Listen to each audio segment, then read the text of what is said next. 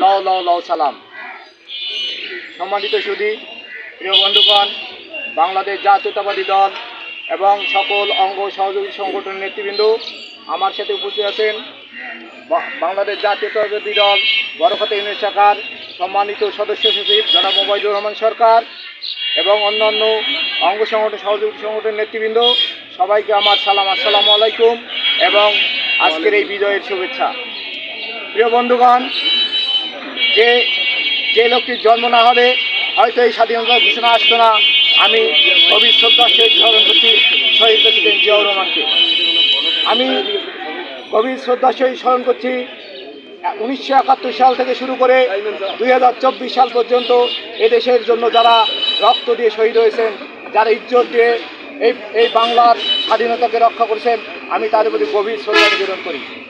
প্রিয় বন্ধুগণ, আমরা দীর্ঘ 16টি বছর এই শহীদ মিনারে পাদদেশে আসতে পারিনি, তারা আমাদেরকে আসতে দেয়নি, আমাদেরকে এখান থেকে বিতাড়িত করেছিল।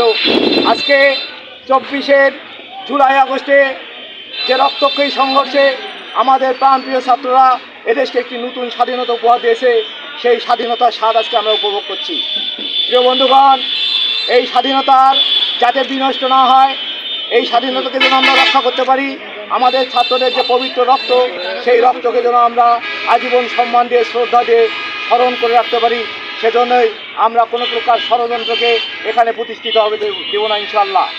প্রিয় বন্ধুগণ, এই গত 5ই আগস্টের পরে আমাদের স্থানীয়ভাবে বেশ কিছু সমস্যা তৈরি হয়েছে, বেশ কিছু ষড়যন্ত্র তৈরি হয়েছে। আমরা সেই ষড়যন্ত্রকে রুখে দিতে চাই, আমরা সকল অন্যায়ের বিরুদ্ধে রুখে দাঁড়াতে চাই।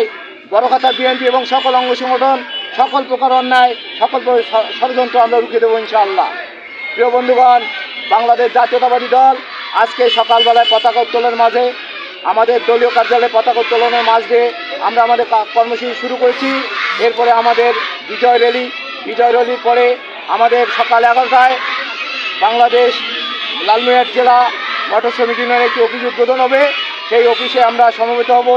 এরপরে বিকাল 4টায় আমাদের বাংলাদেশ জাতীয়তাবাদী স্বেচ্ছাসেবক দল বড়খাতা ইউনিয়ন শাখার আয়োজনে একটি শীতবস্ত্র বিতরণ অনুষ্ঠান আছে। সেখানে আমরা সংক্ষিপ্ত আলোচনার মাধ্যমে বড়খাতার যে অস্বাভাবিক পরিস্থিতি, যে ষড়যন্ত্র, সেই ষড়যন্ত্র বিষয়ে আমরা বিশদ আলোচনা করব ইনশাআল্লাহ।